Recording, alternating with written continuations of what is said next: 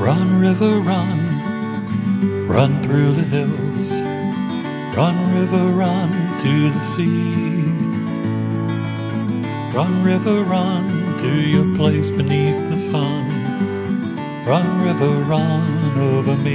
Hi, this is Jan Lewis. Welcome to be my guest. Today we have from Connecticut, the author James Rourke is back with us. Welcome back, James. Thanks for having me back. And he has written a new one, and it's called, wait till we talk about the cover, Stone Souls, Upside Down Tombstones. How did this come about? Well, the book or the cover? Both. Both. Okay, we'll start with the cover. Start with the cover. Yeah. Since the cover, wow. So I'm working with Dark Frog Books. Yeah. They published it, and we're at the point where we're starting to do the cover. And I wish I could remember his name, but the fellow who is helping us with the name, with the cover, asked me for ideas based on what the book's about. Yeah. You know? And so I sent ideas, sends me back a bunch of mock-ups, none of them really quite hitting it. Yeah. And so I send back a couple comments. No, that there's a great deal of it's a hostile story. It's a dystopian novel. Yeah. People are risking and losing their lives, and in some ways, the world that we know is kind of flipped upside down, as often happens in dystopian novels. So maybe we can get some of that image. So he ends up sending me an image of the cemetery. Yeah. But it was up right up. Yeah. And so I sent the cemetery. I think the cemetery maybe where they go. But the sky was bright, and I asked him to darken up the sky a little bit. Yeah. And he darkened up the sky, and then he sent me a copy of it inverted. Yeah. And I went, that's the one. That's what you want. I went, wow, I didn't even know I wanted an upside down cemetery. But he sent it inverted, and then we just darkened it up a little bit more, and played with the gray, because originally it had greens and yellows and It's a real cemetery. They all have crosses on them. That's kind of unusual that all the different, they have crosses, just about all of them on them. Where is this? I have no idea where he. So you said, this is a go, turn it upside down on my cover. No, he sent it to me turned upside down. He did it. He did it. I kind of said, boy, I kind of like the cemetery. I think we're getting somewhere. And then he sent back it inverted. That was it. Home run. There you go. You knew it. You knew. You know, once you see the cover, you sinks into your soul, so to speak. You've got, now let's see. What price would you pay to become a member of a vibrant society where poverty and crime have been eradicated? Medical advancements render cancer no deadlier than the common cold. You can teleport to your next destination. Art flourishes and intellectual accomplishments are celebrated the way lesser notions celebrate athletic contests. The only cost is your soul. All right, take it from there. What happens to people? Well, the premise of the story is that you have a new country, the Common States of America.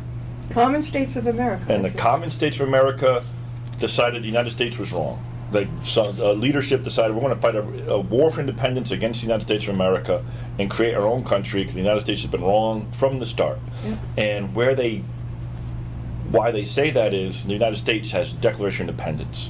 Natural rights. We hold these truths to be self-evident. All men are created equal, endowed by their Creator with certain inalienable rights. Yeah, that's all hogwash. That's nonsense. Inequality is the natural state of being. You're not born with humanity.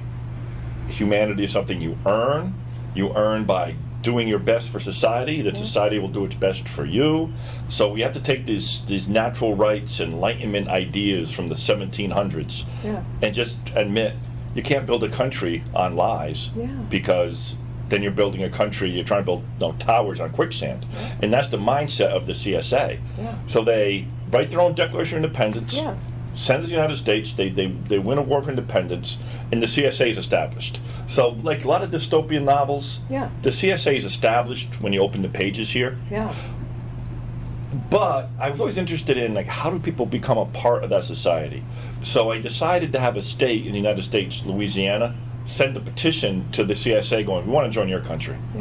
We like the idea of no poverty, no crime, blah, blah, blah. That sounds good to us. So will you accept us into your country? And so now you have this new group, new state coming into the CSA, and the CSA has to initiate them. And that's where the tension in the story is, with what's called the initiation protocols. And they're putting Louisiana through the ringer to make them realize. But okay, the cost is your soul. Now you're punished, right? Well, In a way. you can be, you can be punished Yeah. like this. Yeah. There's a man in charge of the initiation protocols and actually the security of the entire CSA, and that's Kurt Stone Adams. And he's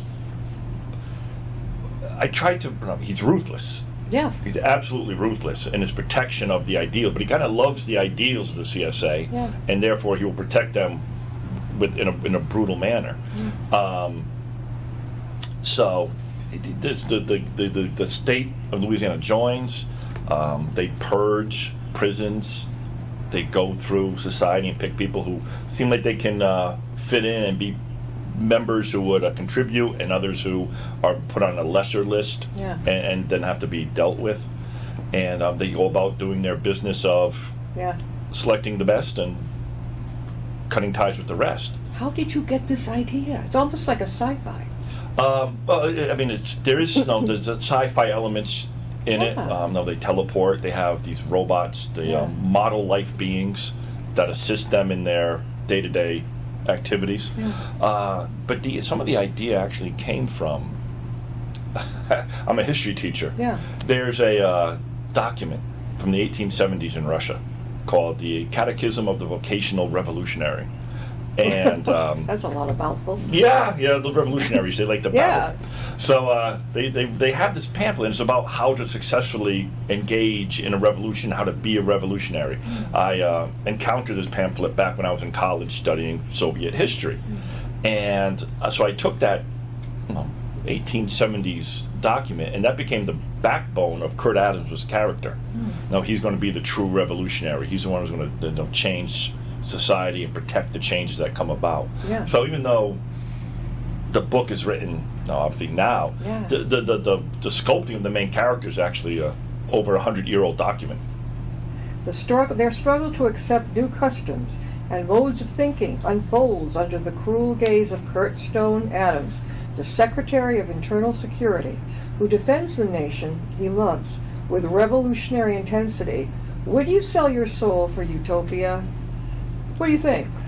And that's the tension point I try to put on the reader. Yeah. And showing them just how rough he is as a character, but also the benefits. And there's two characters in it. Yeah.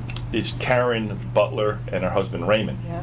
And They're new citizens of it. And they're new citizens. Yeah. They're in Louisiana. Their Yeah. daughter Lizzie. So they join. They're being brought into the CSA, Yeah. and they're supposed to be the characters that are, you and me, our feet on the ground, going, boy, look at these benefits. Yeah.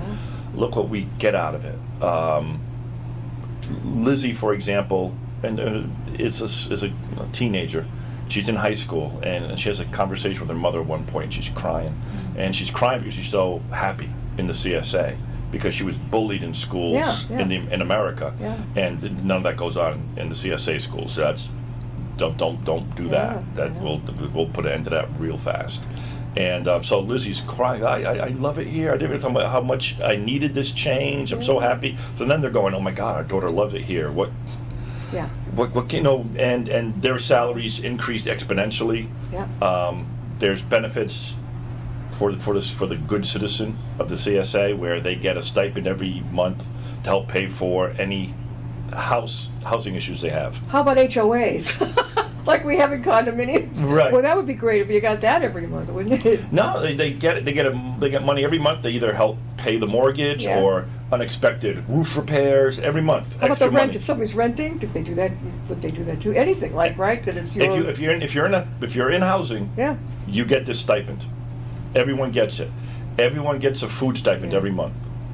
This is awesome. Everyone gets a vacation stipend every 6 months because they want you to be relaxed, be calm, go travel, and don't worry about spending your own money. Use that for whatever. But let you do you.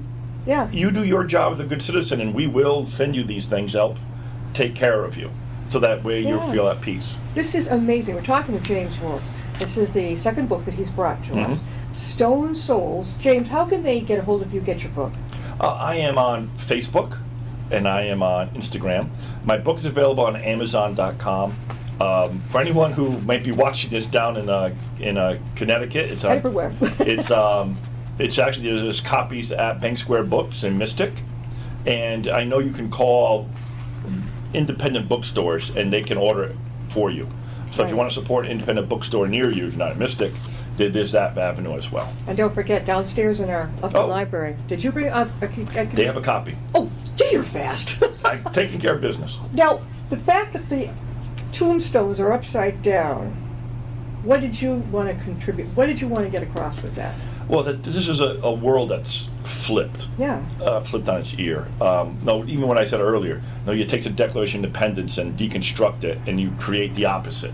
So their country, the CSA, is based on the complete opposite ideal that the United States is based upon. Right. So that idea of things being turned upside down was important to me. I love that. But also then conveys, because it's a cemetery, I know Kurt Adams is a ruthless character. Yeah. He's my bad guy, if you will. Yeah, he's a bad. Where did he come from anyway? In your mind, where do you think he? He's definitely, like I said, he's based on trying to take that revolutionary document and personify it into a character. Yeah. So he's that guy, but he also, like a lot of people. I mean, a lot of people. You watch a movie, you read a book, and it's the villain.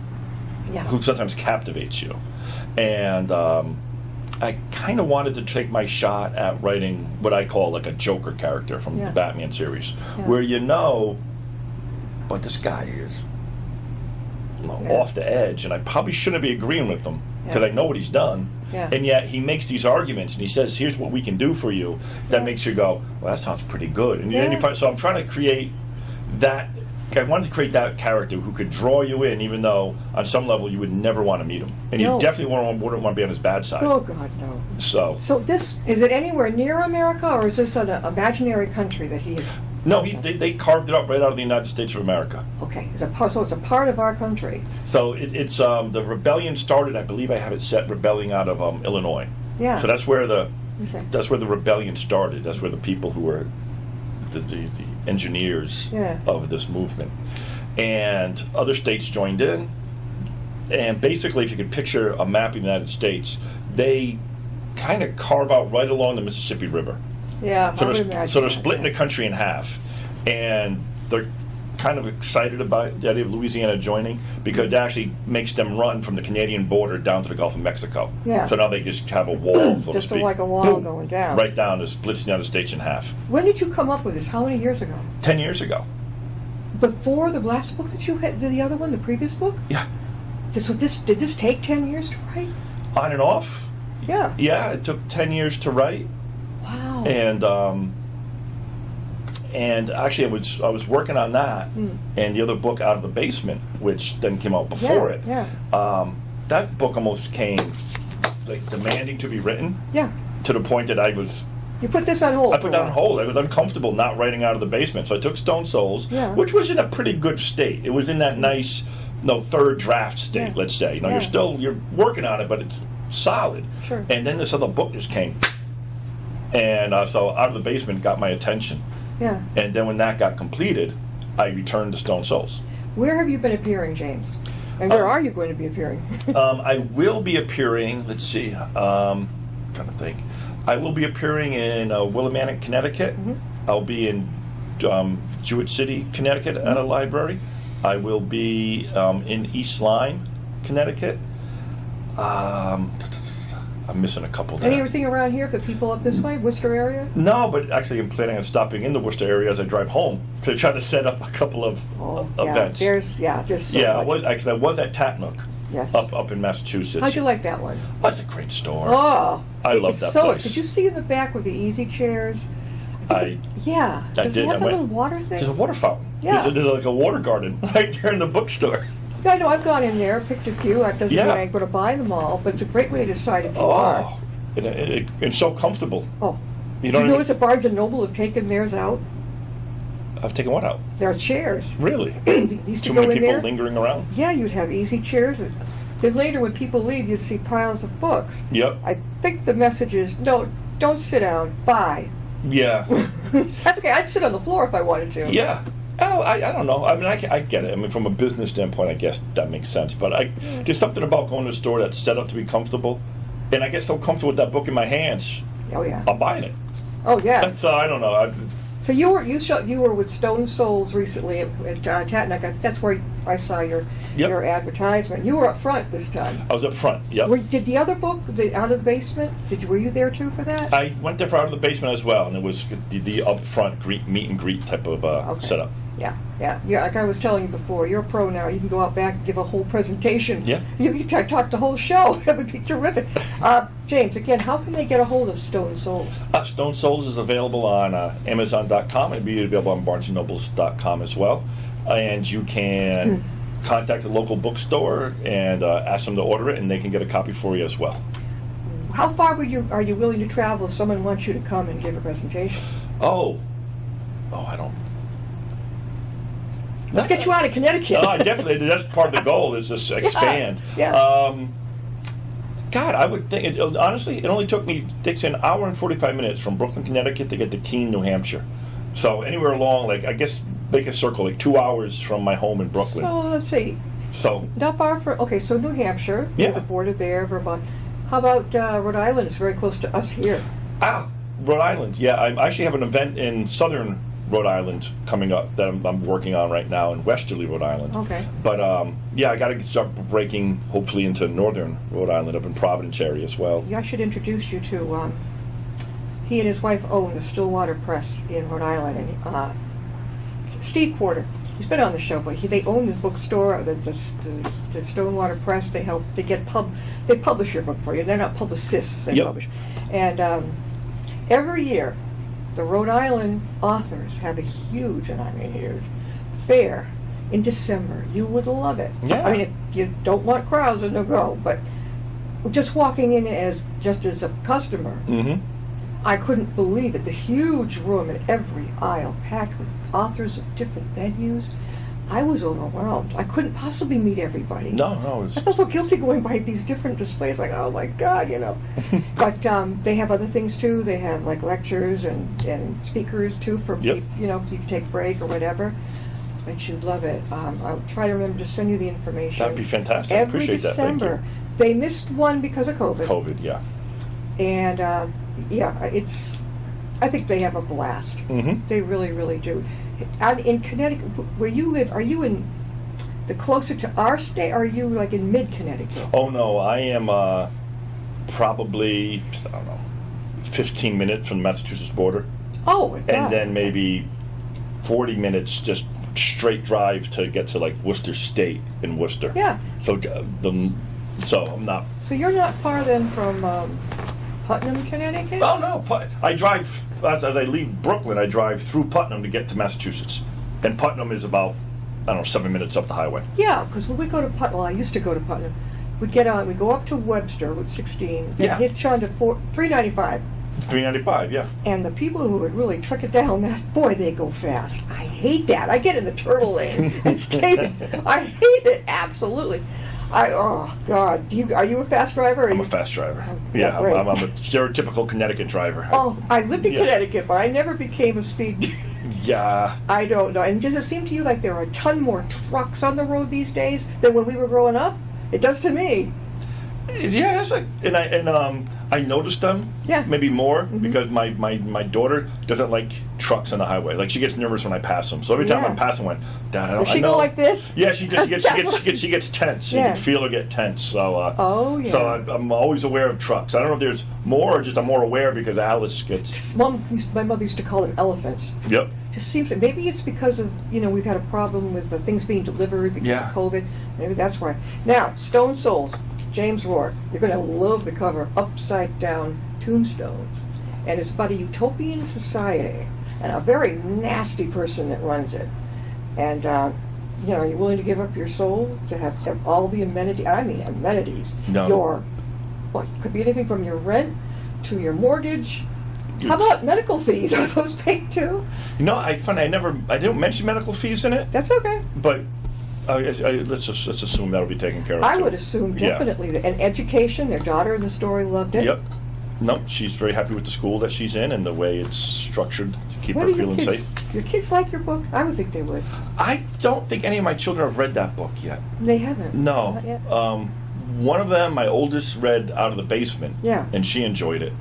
And my second oldest, my 23-year-old son, is reading Out of the Basement. And he's about halfway through, and he very much enjoys the psychological aspects of that book. Okay, you got a couple millennials there too. Yep. Right here. I know. They're a breed, let me tell you. They're interesting. They Yep. really are. If you're a Gen X, I'm a boomer. It's sort of like very differences in the way they see even time limits. Time, you notice that? It's like, oh, it might be a little late. Oh, Right. Is there something coming more, James? The next book, is there another one coming up? I am working on a fantasy novel called Lost Diamonds right now. Oh. And I'm kind of plodding my way through that book. Lost Diamonds. Lost A Diamonds. fantasy one. Yes. This one, like we just spoke about, it feels like almost as a sci-fi feeling to It's it. sci-fi. It's got they're selling themselves, like you said, as a utopian society. Yeah. But then there's this really dark dystopian underbelly to everything that they do. Yeah. And What about, refresh our memories about Out of the Basement? Out of the Basement was a psychological book focused on a man named Michael Tanner who was abused as a child. And he was able to get himself, how shall we put it, healed enough that he can have had a good adult life, a nice solid life, but didn't really challenge himself. Like, I got myself in a lane, Yep. I'm comfortable in this lane, and if I try to go too far outside of my boundaries, then all this pain and fear and doubt that's kind of rattling in a demonic cage, if you will, inside of me, really starts to shake. And if I then go, oh no, I'll stay in my lane, then they say that the demons stop rattling. But opportunities come his way that allows him to challenge him to kind of expand his horizons in his world. But in order to do that, he has to go on the inner journey to settle things with that old pain, to settle the demons inside of himself, so he can then enjoy his outer world to the fullest extent. Are you still selling Out of the Basement? I still am selling Out of the Basement. Actually, I was in North Franklin and at an event. North Franklin, Connecticut? Oh, Connecticut. Because we've got a Franklin down the road here in Well, Massachusetts. tell you what, if I have as good an event here as I did in Yeah. North Franklin, Connecticut, I got to come up, because North Franklin was a great event. There's another event we had here at Hopedale, which is right up the Yeah. street. Really? Hopedale Day in the Park. Oh, You probably love that. yeah, no, I don't mind going. I don't mind presenting. And at North Franklin, I sold more copies of Out of the Basement than I did Stone Soul. You're kidding. It was a big selling, and it was a good selling day. A woman who ran a book club was like, this would be great for my book club, so she bought copies for every person in her book Yeah, club. yeah. So, Okay, because I don't think I could compare the two. what's that? I don't think I could compare them. They're just different. They're very different. They're very different books. If there's a commonality between them, it's the idea of the soul. Yeah. And Stone Souls is the idea, like, your soul. What happens when if your soul, which I consider to be a part of ourselves that enriches our lives, and we can feel ourselves becoming, You read a book because you're a reader, and you're very satisfied by it. But it's something that's satisfied that's not intellectual, it's not emotional. Even. Just good There's feeling. something else, and I would say that something else is like the enrichment of the soul. Yeah. And the soul likes connection. The soul guides us to watch out for one another. Let's say, put it that way. So if that aspect of our humanity atrophies and becomes stone, what does that look like? What does that society look like? Even as we're trying to take care of each other, are we taking care of? Are we missing something as well? And in Out of the Basement, I would say it's a guy who, using the idea of connection, avoids connection on some level, because he's trying to regain his soul. And in this one, you're in danger of losing it. So there's a soulful... Yeah, it's like a forward. trade-off. It's like, careful what you wish for. Yeah. I mean, this sounds like a fantastic selling job with this guy, the evil guy who runs it does. He's a good con artist, I think. Boy, you know what? I see. It's funny when writing the character. The most important thing to me was he's not a con artist. No? In that he wholeheartily believes this is the way life works. Okay, so you think you want to get the message. He really thinks this is the way. This is like, people have been wrong for this. He's delusional. This is why the country in the United States of America struggle so much. Yeah. Because you're trying to force a lie on the world. Yeah. And lies eventually collapse. Yeah. You'll do so much better if you just embrace the truth. Yeah. He's that guy. Okay. A little bit delusional, though, by our standards. But no, but you always Yeah. tried. It was hard. It was such a hard write. People have asked me. Yeah. It was such because he kept going. I didn't want to write him as Yeah. the villain. Yeah. Like I just wanted someone that really believes this is good for people. This is what they need. And it was tough. Which is why it took so long to write it. I would write stuff and 10 go back. years? And go back and go. There were chapters in it that took months. Really? Yeah. Do you work? Are you one of those people slow. that you take a certain amount of time during your day? Do you work outside the home? I teach. Oh, that's right. Okay. I teach. I'm not a. Writing doesn't pay the bills. No, it doesn't. Do you just have to make a certain time at night or early in the morning to do your writing? I don't have a set time. Yeah. I wish I was that disciplined. But That's okay, because I don't. A lot of things maybe come to you and you write it down quickly as you think about it. I do. A lot of that. Every day there's something being thought about, something being jotted down. No wonder it was so. I've never written a book, read a book with this particular theme in it, or the basement one. I'm looking forward to the next one coming up. You're saying it's fantasy, It's right? fantasy. So I've switched gears again. Yeah. The age group, I think the fantasy one is really going to be, I would think, be gobbled by a lot of the young adults. Are really, if you look in the bookstore, there's tons of and that's good because fantasy writers are kind of, they're really cool. I like that. One more time before we have to sign off. James, how can they get your book and how can they connect with you? The book is available on Amazon.com. Can be ordered through any independent bookstore. Just contact them and they can actually get you a copy. I'm on Facebook, James Rourke Author. I'm on Instagram, James Rourke Author. I have a website, JamesRourkeAuthor.com, and there's a contact sheet there, and reach out and come over to the connect. Uptown Library if you're in the state or the country, whatever. And we always have copies down in the dedicated local authors library. Well, we got another one coming up from you. What do you think? Maybe Christmas it'll be done? No. No. Okay. Maybe Christmas 2027. Are you kidding? Oh, come on. It's complicated. I do write slow, but hopefully not that long. Yeah, but it doesn't. No matter how long it takes you, he's a winner. This guy, I like the way you come up with the really different ideas, but yet they hit home. It's like this one. Careful what you really wish for. Yeah, no, it is. And then that guy out of the basement, people feel like they don't belong, but then they finally get a little bit out. Your imagination is terrific. Thank you for being with us again, James. Oh, thanks for having me. I appreciate it. And we'll see you next time and be my guest.